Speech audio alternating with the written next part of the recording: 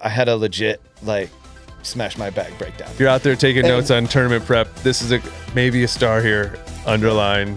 Acing alone made me realize you're supposed to do this with other people, That it is a communal sport for sure. Or just life in general. You're supposed to do it with others. If you're rooting for something to go wrong for the other person, or hoping that they don't make a putt, or hoping that they don't get out of a gap or whatever, even that kind of mentality is already kind of fucking up.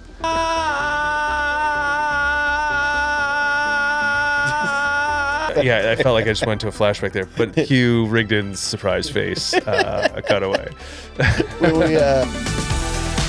A cool disc golf podcast for intermediate players. This is the Barely Stable Podcast.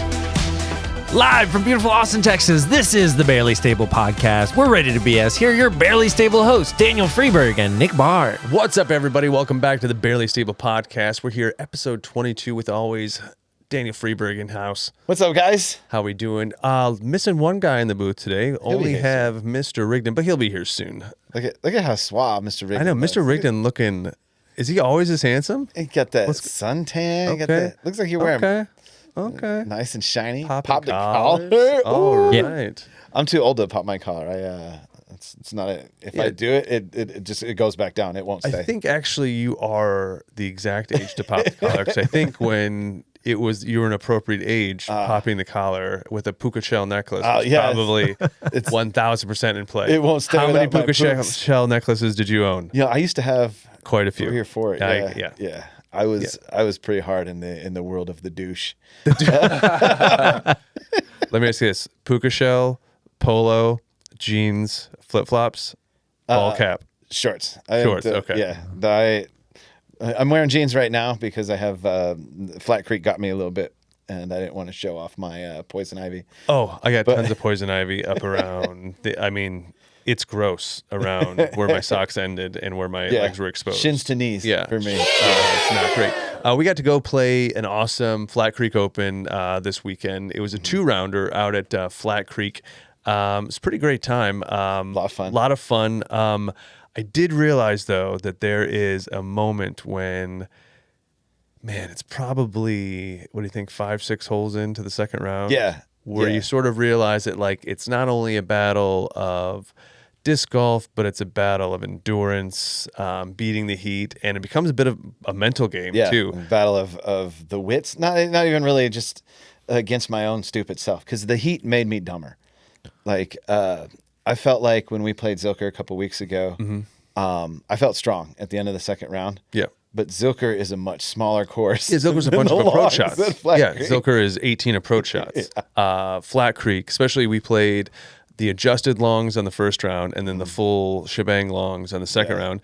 And we got to end on hole, 8? The one that you the go over the ravine. 50-foot par 5. Yeah. So you basically had to keep enough gas in your tank to be able to throw 3 more Zilker lengths. The longest shot at Zilker 3 more times. Just to get up near the basket. And I felt good. First round, I was ready to rock and roll. First round, you played really great. Were you 1 down? Yeah, after 1 down. And second round was a long round. Yeah, it was plus 10. It was very disheartening, and a big part of that I think was mental game. I think I got in my head a little bit. We were watching. Shout out Mitchell Dillenbeck, just crushing it. Manchild, really just throwing the dang gone thing all over the yard. He was hitting. He's a bomber. He's throwing big shots, but really he was just throwing a lot of very good shots. He didn't try to do too much. He kept a level head. Even when he started on that heater for a minute, it felt like he still kind of stayed focused shot for shot. And when he did have a little bit of a hiccup, he came back with the appropriate answer rather than trying to do something to overtake what maybe could have been considered a miss, but he had few and far between on those misses. It was pretty fun to watch. He tore it up. Yeah, we were on the lead or the chase card, and got to watch him win from the chase card. Yeah, we fortunately got to play together all day, which was rad. Was really fun. Yeah. But my thing with Mitchell though is he's one of those guys that, and I need to figure this out or learn to understand this when I'm playing somebody with somebody that's better than me. He can make throws that I can't make. And so there were a few times where he would throw something. I'd be like, ooh, I didn't think about that. I can do that. And I didn't have that in the tank. I had 50 feet short of that in the tank, which usually wasn't. Do you think sometimes, even when like you're thinking about who has the box, you tend to get very competitive with the people that you're playing with on the card? Mm-hmm. That's, I think, and because I'm not super competitive about like throws, but I do like to have the box. And I like to go first so that I don't have to, I stay out of my head better. So if I get up and I throw first, I'm throwing my game. If I watch 2 or 3 or 4 people throw before me, I start to second guess and I start to, switch the disc in my hand for something else. Other thing is I'm sweaty and disgusting. And if I hold my disc for too long, it gets wetter. There is an option of just leaving So the disc just in leave the it in bag there for as long as you want. until You can you grab do it. You can grab yeah. it literally just before you go. There's no requirement to be holding a disc at all times. But when I walk up, I'm like, I'm going to use this one. And then, there are a couple times where I was like, oh, I'm going to Do you think sometimes that like the pace that you keep and the sort of the style of, because you play, I don't know if everyone knows this, but you probably play as many rounds of disc golf as anyone I know. You play almost every single day. I try to. And sometimes that pace of play and that like style of play is a lot different than what you're able to do when you're playing When you're in a tournament. In a tournament, yeah. Yeah. I think sometimes that if I start to get to myself a little bit in tournament play, a little bit of me has to remind myself that like I'm not at like the I don't say the ease of playing like a solo round or with the homies is not, it's not going to necessarily be there. Like you're gonna have to deal with some shit. Like you're gonna have to like you're gonna have to stop and not throw for 10 minutes between 2 holes at some point. You're gonna have to spend whatever 8 minutes looking for a disc, someone else's disc in a bunch of Bury woods, and then 2 holes later, everyone's gonna have to help you find a disc in more Bury woods. We were pretty thick in the stickers. I felt like I just went to a flashback there. But all these little things come up that like in a casual round, you sort of just like, oh, whatever, I lost a disc. I'll play from here. And that was kind of an adjustment for me as well, because when I started playing disc golf like more seriously, like it used to be like when I first started, it was a drinking game. You know what I mean? We didn't care. We didn't really keep score. But when I started getting more serious, I was playing by myself a lot. And so like I could jam through like Northtown or, most of the local courses in 90 minutes. And it's like, you're not getting through shit in 90 minutes.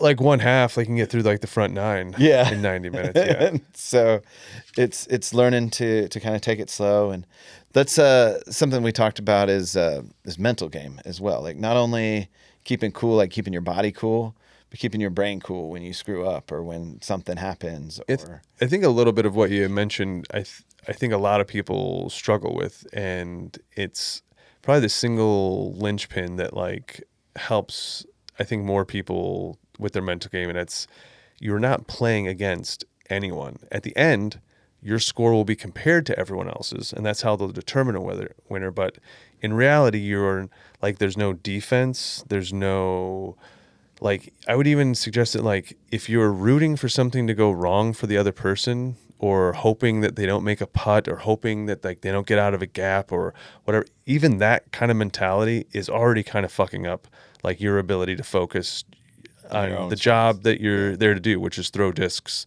accurately.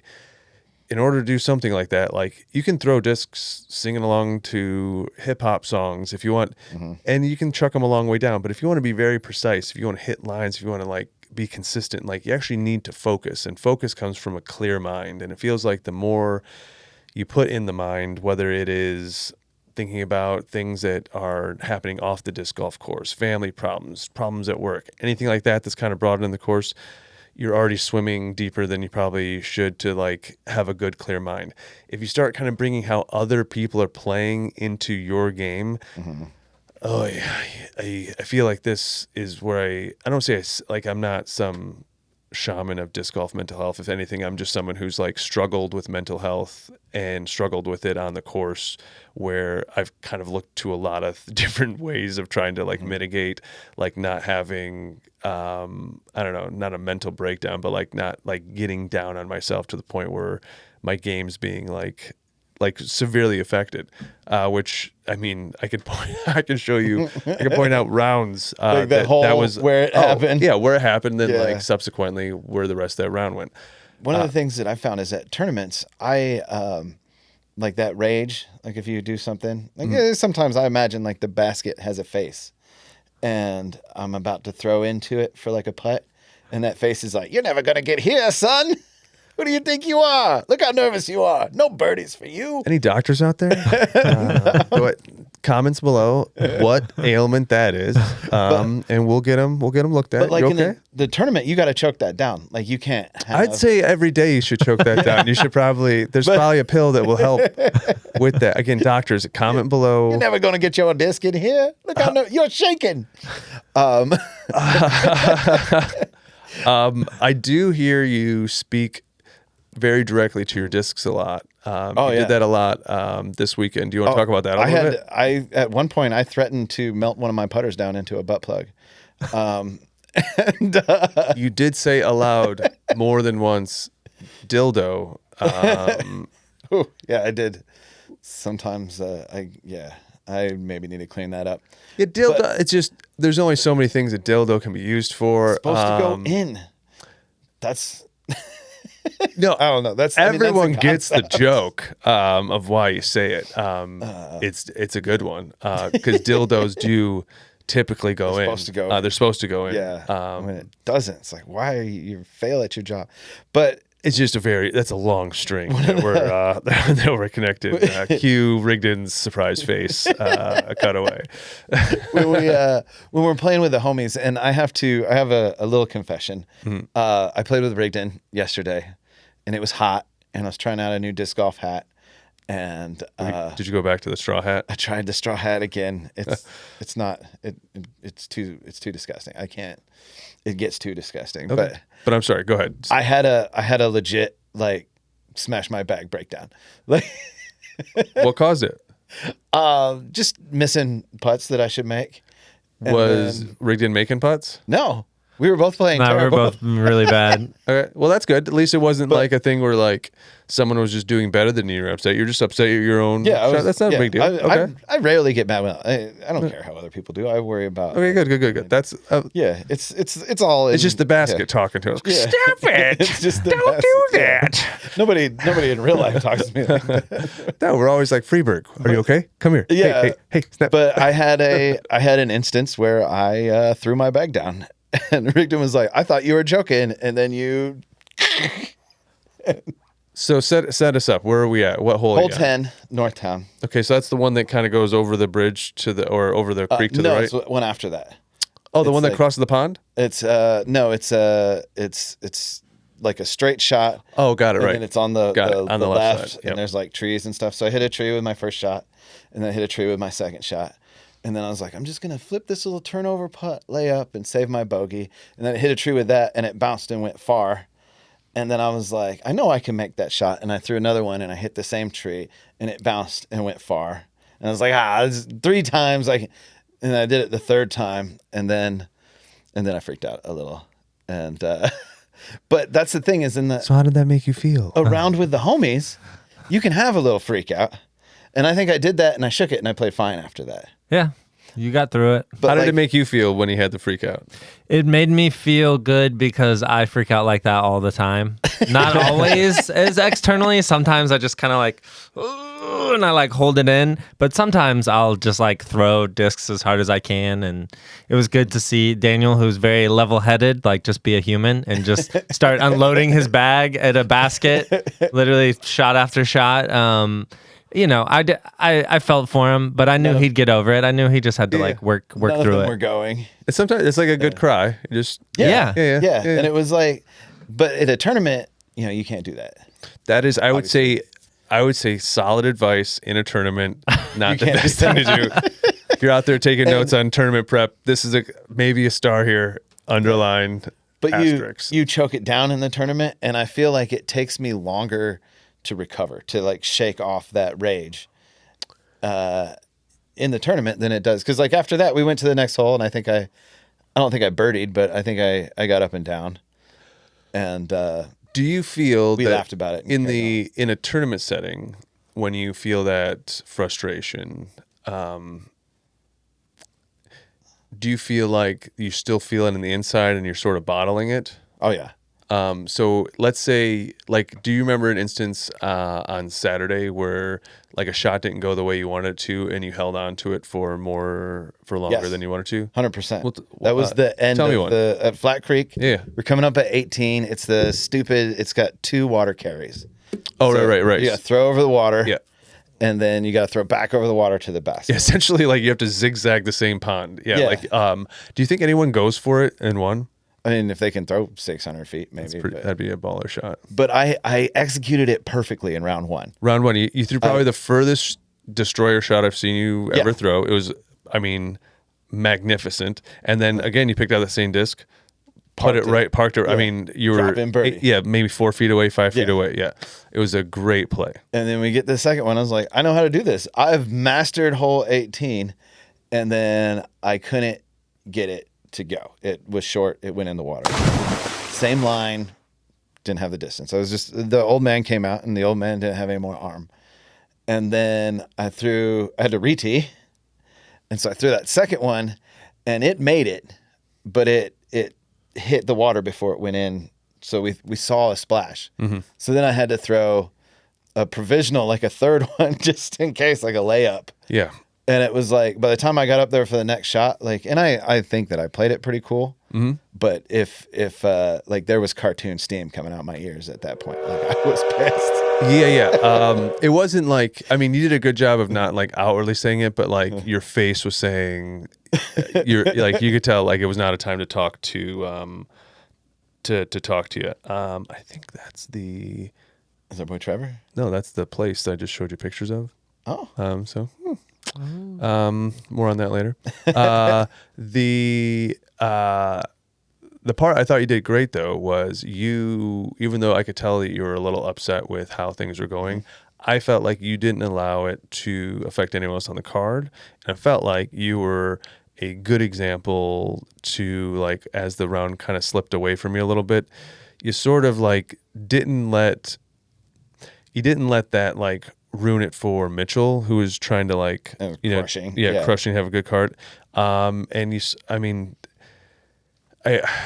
Like some people don't handle that, maybe the exact same outcome the same way.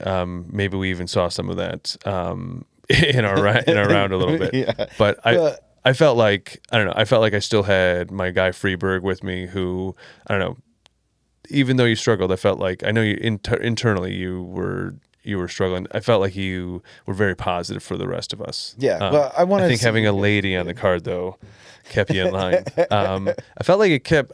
I keep seeing girlfriends help out in rounds. Yeah. And they seem to bring out the best in these boys. Yeah. Well, Baumgart smoked it last time. His girlfriend Absolutely. came out. Last few times she's caddied for him, he's crushed. I mean, he crushed again. He was like one of the only 2 people in MA2 this time, but they both crushed. Did you see? They both like 10 and 11 under, something like that. He shot all of those his second round. I saw that. Yeah. He came out mad, second round destroyed. But yeah, then Dylan Beck, his girlfriend, comes out. I told Nikki that. I was like, you need to come to my rounds. So She came to that one Zilker round. How did you do that round? that was my best round. That was the Nikki, best one. help out your boy. there. Yeah. And she's like, I'm not going out there. Like, it's like, it's Pretty hot. Why would I go do that? Not a lot of shade. Get her one of those umbrellas. Yeah. Should we go to a break? Do we have a word from a sponsor? We always can do that. Yeah. We always can cut to a sponsor. Yeah. And when we get back, Why are you putting sarcastic fingers in the air as if we're not sponsored by all the people that we run sponsorship ads for? No, I I just understand. I meant feel like we have lots of sponsors. Are we doing this now for everything? yeah. Sponsors. Every time we talk, do we have to be in quotations so everyone understands that we're quoting? Yeah. All right, guys, we will be right back and we'll talk about aces. If you make one by yourself, did it really happen?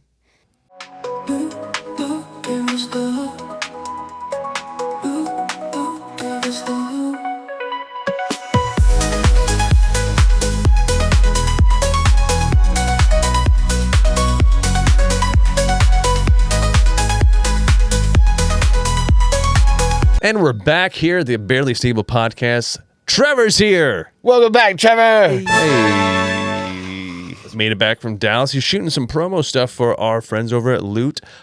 Should be pretty dope. Look for that coming out here pretty soon. Hell yeah. Trevor's always doing cool stuff around disc golf. My man. Always. Oh, speaking of many cool things. stuff around disc golf. What's the coolest thing that can happen in disc golf? Earlier today. What's the coolest thing that can happen in disc golf? Ace, baby. Okay. Answer the fucking question. I'm sorry. Jeez. So earlier today, I had insomnia. So I was up at 4 o'clock. And I Okay. took care of all the things I needed to take care of silently, as not to awaken the beast, which is my lovely wife. You don't wake her up. I'm not afraid of a lot of things. I'm afraid of her. Okay. It's like Okay. Kaiser Sose. But so I got done with everything, and it was like 7, and I was like, I'm gonna go gym Northtown real quick. Took me Ruby, and it's the first round I've played by myself in a long time, and nailed an ace on hole 8. Look at that. Got an ace. So how do you feel about getting an ace with no one around? I hate it. I hate it. I threw it, and I remember thinking, like, because I had a couple bogeys early, I was like, I'll just throw this one in. That'll get me back to even. And you then did. I threw it, and I was like, is it really going to go in? And it was like a little turnover with a lasso, glided in, came right back, dropped right in. It's a short, easy hole, but it's like, I only got 3 aces. My other 2, one was a tournament, and one we had like 6 people there. So you have 3 aces total Total in 11 years. in 11 years of playing disc golf. We got our boy Zane Wim, who has 3 aces in about 8 days. Oh my God. Our That boy guy. hit And none of them. 5 at Zilker, Yep. won him some money. He hit 9 at Zilker, won him some money. And then he hit number 8 at Seawright. Yep. I think also 2 at Zilker. 2 at 5 and Zilker. 2. 2, Yeah. 5, 2? Yep. Hole 2. Oh, Yeah. for some reason I thought he got 9. Yeah. No, Wow. so 5, 2. Somebody and else then- got 9. Yep. Yeah, he got 2 at the And then at Seawright he got doubles 8. tournament. And Seawright he got 8. And then, In that all happened, I think, in 6 days. yeah. Dude got his Less than a pull week. up his little Yeah. So there, boom, boom, boom, and the Seawright shot's a sick one. I think he threw a little. yeah, that's the hardest one Yeah. for sure. He's And we also have- responsible for creating the lost and found box there at Seawright, which you can see there in the middle photo, kind of the bottom. Zane does some dies as well. Yeah, shout out to the homie. He's all around, Yeah. dope dude, big disc Baller. golfer. Him and his little dog Bubbles. Yeah, and you can't. I mean, I feel like every time I'm anywhere doing anything disc golf in town, Zane's there. there, Yeah, so hanging out, yeah. I'd call him a cultural fixture in the disc golf community here in Austin for sure. Oh yeah. Yeah, he has a die pattern he does for destroyers, and it is a Imperial destroyer that has a golf course layout on the top. It's the sickest thing I've ever seen. Yeah. Like, I got a couple white destroyers coming just so he can make one for me. And that's all of those are like those aren't by No, yourself. Those aces. are all tourney Those or were league or tournament aces. league, Yeah, or mini. Yeah, that's and all of which I think he paid into. I think he made Yeah. $1,000 on aces in a week. yeah. which I think is. he. Yeah. I mean, that just living I mean, the disc golf dream, man. Yeah, that pays for disc golf Yeah. for weeks. Yeah. You could do that every week. You wouldn't have to have a real job. Do we just?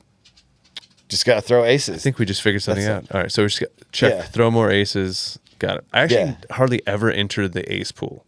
Really? Yeah, I feel like in the Zilker League I did because it's Zilker League, and I feel like that's kind of like as soon as your round's not going good, you can just start ace running. Running aces. And that's the only ace I've ever hit for any money was a Zilker League ace. Shout out hole 9, easiest ace in Austin. Probably the most fun to empty your bag at though. Yeah.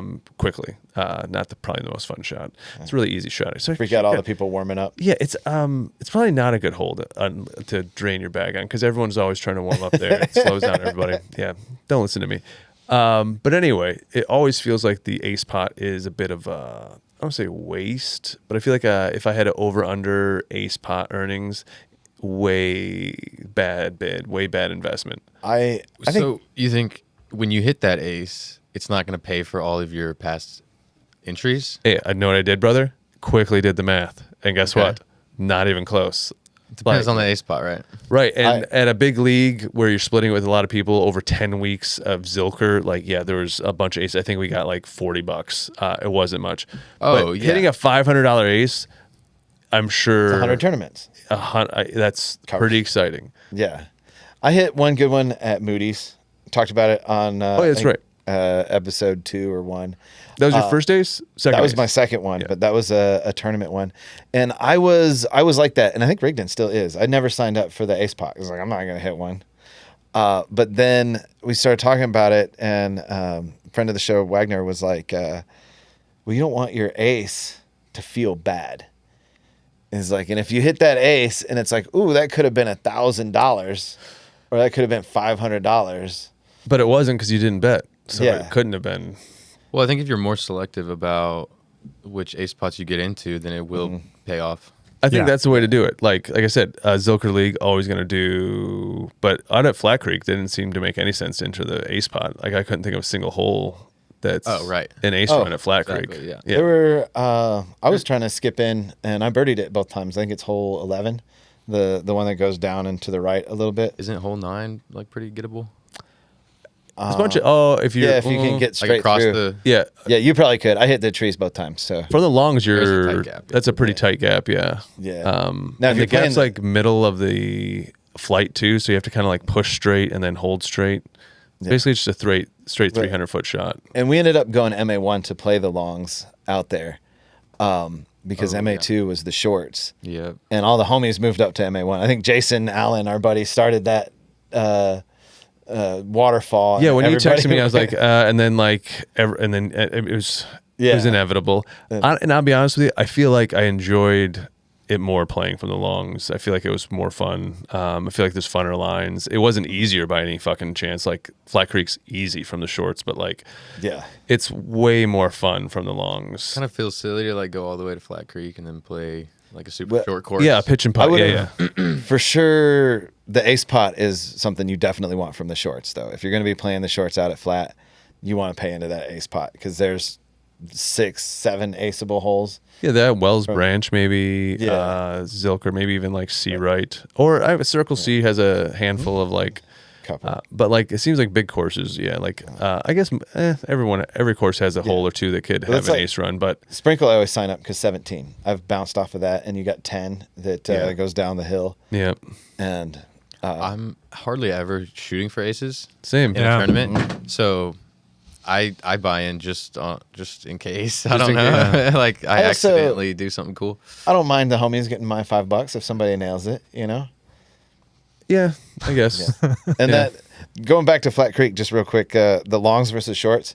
I kind of thought when I was driving home, just worn out. Like 2 rounds from the shorts might have been a little less. Oh, it would have been infinitely easier. Yeah, it would have been enjoyable the second round because the first round would have hardly taken any shots, and then the second round hardly takes any shots. It's a bunch of approach shots. Yeah, So that's kind of the balance because the first round there was probably the most fun I've had playing Flat Creek. yeah. The second round, less fun because I was dead. Yeah. Maybe the shorts, and there's a couple more 2-round, 1-day tournaments coming up. And I don't know, man. Like I think there's one in Gonzales coming up, Liberty, I think they call it, and then there's the Fuego on the Colorado, which that one I'll probably do because that's Smithville, and also if it's super hot, you can jump in the river. Well, that's cool. Yeah, so we got that. I like when I look up and it's on Freeberg and there's just an awkward silence and it's just him sitting there. It's like just like, okay, but yeah, aces. Acing alone made me realize like you're supposed to do this with other people, you know? That it is a communal sport for sure. Or just Yeah. life in general. Like, you're supposed to do it with others. I completely Yeah. agree. Yeah. Yeah. Like yeah, Memory, there's- it's not the same kind of memory without other people. I completely agree. The there's something you get out of a solo round that's like very satisfying sometimes, and you get to kind of like do your own work. But like I didn't have an ace this morning, but I had a similar notion where like I was doing well at C right, and I just had a jam bag with me. I was like, oh, I should be. And I was like, as soon as I said that, I was like, no, you shouldn't be keeping score because none of this would be happening. Why this is happening? Because you're out here just having fun, literally trying new shit. Like you're having fun. How about just keep fucking having fun? So I put the phone away and didn't pull it back out. But it is is a thing where like you throw something good, the part of the game that is fun is the high five afterward. It is the enjoyment with friends like that. That I think is a big draw of the game for sure. A big draw for me is watching other people throw too, especially when we have a baller, like when we had Dylan back this weekend, or like when Trevor comes out and plays with us and throws, 100 feet farther with his putter than I can throw anything in my bag. Like, it's cool to watch. It's fun to watch disc fly. Like, that's. I agree. I think in general, just throwing stuff is something very, I don't know, caveman-ish about it, like where you just, me throw rock, hit thing, good. There's something about that that's, I don't know, I feel very, I don't know, in the core that's fun to do. And when you see other people doing it well, like it's kind of like this tribal sort of thing that happens. Primal When it tribe. when it does exactly what you want it to do, it feels like wizardry. It feels like magic. Like it feels like powerful. I don't know. Yeah, it almost feels like, and this is maybe getting hippy dippy, but when you do throw it and it does what you want, you almost feel like it's an extension of you flying out there. You're like, oh, I was the thing that helped let that be what it's doing. Right. And then like if you throw a nice lasso, little flex shot, and it hits the basket and goes in. Hi. What's up, Lola? She likes even aces better. too. Yeah, she was like, She's what are telling you guys us talking about? Your good round. Just like. Yeah, Lola was there. So again, same as you, only had a puppy to sort of like have any sort of tale, like yeah. But Lola heard it. I let her hear how good I was doing nonstop. excited I was. She loves it. She loves to hear me telling her how good I'm playing disc golf. As she's just sniffing stuff. Not me. I was like, yeah, and Ruby was like, I don't know what he's yelling at. I'm gonna go over here for a second. Yeah, I feel like if I ever give a little like woo, and it's just me and Lola, like she gives me a real like, that's not when we do Going on this. with you. that's for emergencies only. Okay, let's relax. And then when the mailman comes, I feel like I try to tell her the same fucking thing. Like, Yeah. we don't. Hey, this is not a threat. the time to it's yell. the same non-threat it's been every other day since forever. Anyway, I'm sorry, Lola. We're just joking. So anyway, we had a couple of quick shout-outs for the Flat Creek Open. One, MA3 was pretty deep this weekend. Had, I think, 25 competitors in MA3. I'm not sure. But our know friend who of the won show, Emma Kitchens, Let's go, Emma. went and cleaned up. First round. Shot. Super hot round, first round, and then went and played to win that second round. Awesome shooting. I proud is a dumb word to say, but like I'm just happy I know that person, and then she did so well. cool. She's really fun to play with, and I guess watch out. If she's in your division, I'm just saying, watch out. You better Emma's be a on your baller. game that day. Yeah. She's legit. She's really, really good. Absolutely. Then Clayton, I think Baumgart was one of two in MA2. Our Big boy 11 Dylan down, Beck, second round. yeah, crushed. Just went out there and like on a mission. Must have been like the pizza and glass of wine for lunch. But Found his Clayton focus. went out there and just was like shooting piss missiles all over the yard. And then in MA1, Mitchell Dillenbeck, that's MPO. But Dylan Beck, like you said, -7 for MA1, and then Bonner Bonner, for the MPO, which Yeah. everyone crushed. MPO. Thanks for having hot rounds, everyone, because it really affected ratings. You sons of bitches. But everyone came out shooting like from the hip. It felt like every time I checked scores, it's like, God, slow down. Just everyone par 18, something. Just relax. There's definitely a separation on the second round. The separation of the pros versus the AMs. I think Flat Creek highlights people who can throw far, because if you can throw 450, it's a little bit different course. Yeah. Yeah. Yeah. Fair enough. If the M's would have had hot rounds, then MPO would have been upset too. Yeah. Oh yeah, it's always one or the other. Yeah. Yeah, it's never. No one's ever happy. Yeah, unless everyone shoots really good. I told our boy Nate, it's like, I'm coming out here to fuck up your rating today. And first round kind of was doing that, but the second round not so much. Not so much. Yeah, the longs are long. Yeah, the longs are long. Discs fly. as discs fly. Yeah, look for the shirt here coming soon. No truer words have ever been said about discs. That's what they say. what they say. I don't say that, but the group of they. Sometimes don't belittle a shot in the middle. That's a good one. When we were doing coverage for Kodo for Trail Candy the other day, I had to resist the urge of doing the Men's Warehouse joke. on coverage. Like, oh, he's going to love the way he looks on that one. He uses that one a lot. Threw that one right in the front door of the Men's Warehouse. Or I think I did accidentally say, though, that, we threw that one all the way to Utah.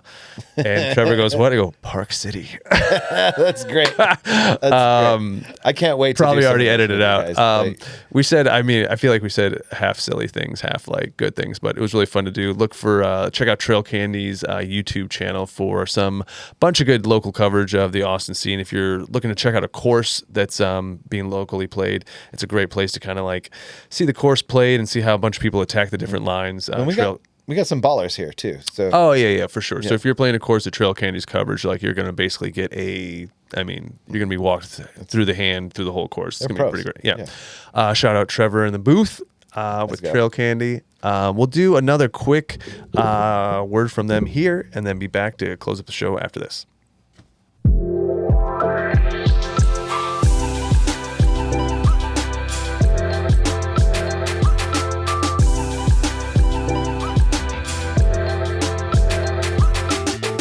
welcome back, everybody. This has been Daniel Freeberg, Nicholas Barr, Daniel Rigdon in the back, Trevor Williamson. Thanks so much for watching. We are the Barely Stable Podcast. Do us a quick favor, find us on social media, like and subscribe down below. If you're still watching, you are part of the 3% that Elite. gets it to the end of the podcast. So thank you so much for watching. We appreciate every single one of you. Hopefully we'll see you out on the course. And until then, Just be cool. Am I pointing at the right camera? Early morning break of day, sunlight peeking, melting gray. Disc in hand, I take my aim. Silent course, I play the game. Trees stand tall, watch me climb. Through the air, no place too high. Metal chains, they sing for me, but no one else can hear or see. Ace in silence, ace in time. Fruit so perfect, cross the line. No applause, no eyes around, just my shadow on the ground. do you have leftovers? It's like having it under a heat light. Is it burrito? It's a bowl. What's in the bowl? What's in the Weed. bowl? Everything. Like what? Everything except for sour cream. Sour cream gives you poops. Not Sour- a big, I mean, everything gives you poops. I'm not No. a big dairy guy. Sour cream is Technically. important. Sour cream holds the poop together, man. I think dairy is not good. I also All the think time. dairy is gross unless it's ice cream. Yeah. That's my weakness. I love me some Same. ice cream too. I always thought it was weird, like dairy coming from a boob. You know what I mean? Okay.